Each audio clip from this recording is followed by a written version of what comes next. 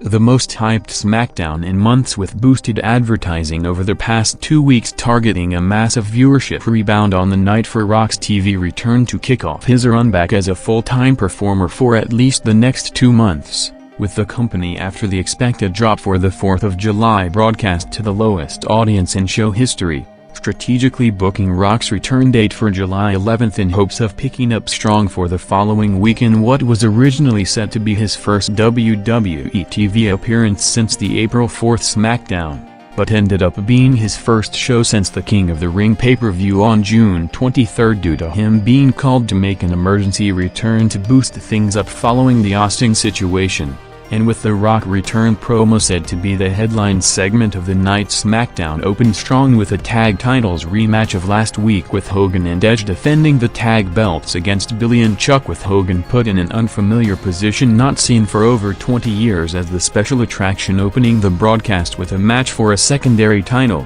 going 6 minutes to retain the belts, with the massive reaction from the Boston crowd for the title change last week, along with the chance to elevate Edge alongside Hogan. Seeing the company making a short-notice change to prolong the Hogan-Edge partnership, with the originally planned Edge vs Jericho feud blow-off match at Vengeance being switched to Hogan and Edge defending the belts against the new Canadian group, with Jericho being moved to a match with rookie John Cena in his pay-per-view debut, with SmackDown's first half-hour increasing over 1.6 million viewers on the record-low opening of last Thursday to average over 4.4 million viewers in the most-watched opening segment in a month, featuring, along with the tag titles match, Undertaker waiting for Rock's arrival in the parking lot for the confrontation, almost a month in the making, to instead see him meeting Angle and Jericho for a brawl to build to the top match of the night, with them set to face Taker and Cena in the main event.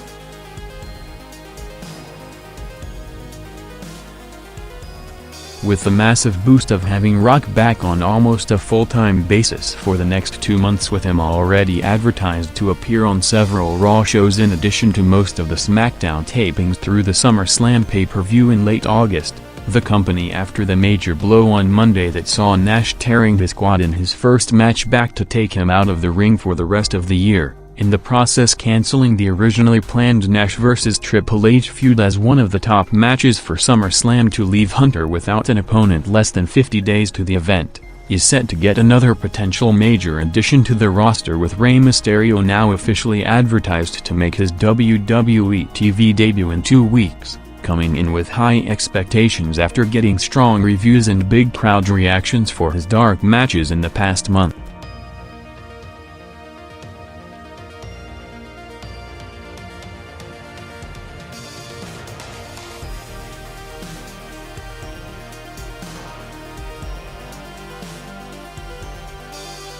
Minutes after arriving to the building, Rock made his first appearance back in a backstage segment with Hogan and Edge talking about their WrestleMania 18 match, before walking out at 9:49 p.m. to a massive ovation at Trump Plaza in Atlantic City, in the same venue that famously hosted back-to-back WrestleMania events in '88 and '89. With Rock, who has practically been all over television while on a media tour in the past 3 months outside of the show that was scheduled to be built around him in the SmackDown brand, acknowledging that he's finally back on his show to start his full-time run through August, before bringing rapper Busta Rhymes to the ring for the first portion of the segment to see them singing a song on the famous Boardwalk in Atlantic City before moving on to business, with Rock, after 3 weeks of hype for the Taker confrontation, calling him out to the ring to start the build to the Vengeance title match, seeing the quarter with the first half of the segment jumping over a million viewers to over 6 million viewers before crossing into 9 p.m., as Kurt Angle came out 2 minutes from the top of the hour, with SmackDown picking up viewers by the minute to enter the 4 rating range, saying that in his absence Rock was replaced by Angle as the top guy in the company after making both Hogan and Taker submit for the first time in their careers, setting up the comedic bit with Rock meeting bald Angle for the first time to set up the big main event for next Thursday, with Rock vs Angle set to headline the final SmackDown to the Vengeance pay-per-view. bringing out Taker for the response built for weeks to lay out Angle and Rock, with the 17-minute segment going over 2 quarters, gaining over 1.8 million viewers in total, and a massive spike rarely seen anymore on WWE television since the recent decline post-April, with the shows after the initial increase usually hovering around the same range as opposed to the huge spikes during the peak of the boom period due to more potential viewers being available for the right attraction, peaking with over 6.8 million viewers in the most watched segment on WWE television since Rock's State of the Company speech on Raw on June 17 and the most watched SmackDown segment since the promoted Hogan retirement angle with Vince McMahon on May 23.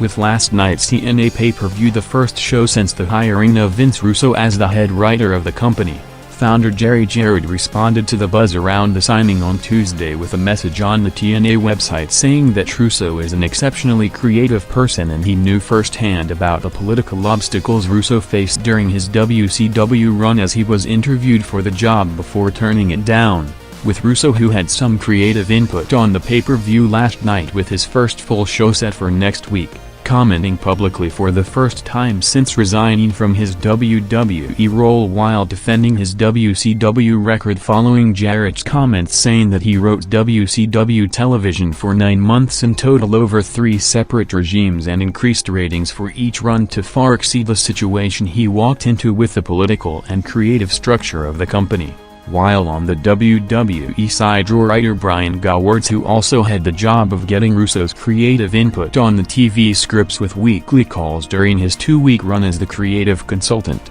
getting major heat over the week following Nash's injury on Raw due to him reportedly booking the multi-man match on short notice to only notify the wrestlers hours before Raw went on the air, while in addition to getting part of the blame for Raw's viewership decline over the past 2 months just as he got a more prominent role as the lead writer of the show, seeing in a rare situation the two voices of the brand in JR and Jerry Lawler publicly criticizing the broadcast on Monday, which saw 2 matches falling apart along with the long-term Nash injury that ended up changing the entire direction of storylines for the rest of the year, with Lawler saying that he's going to devote a chapter in his book for the July 8th Raw including the behind-the-scenes reactions during the show in real time, saying that everything that could go wrong went wrong on the night, while JR described the show with his bowling shoe ugly trademark reference, noting that not one phase of the show was up to the standards the company set over the past several years, with lots of efforts in the works to make this Monday's broadcast a strong improvement,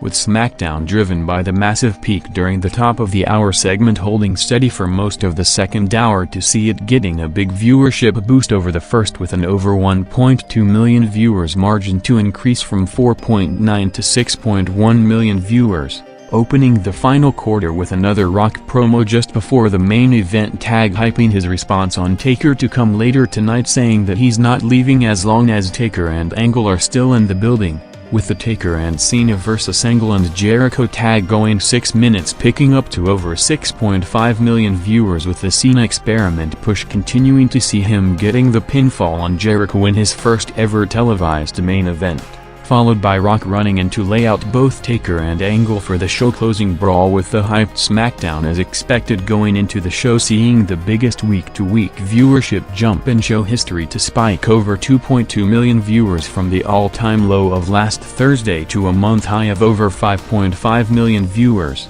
targeting another strong viewership increase next Thursday for the final show before the Vengeance pay-per-view, with a massive Rock vs Angle main event and Rock's first televised match in over 3 months.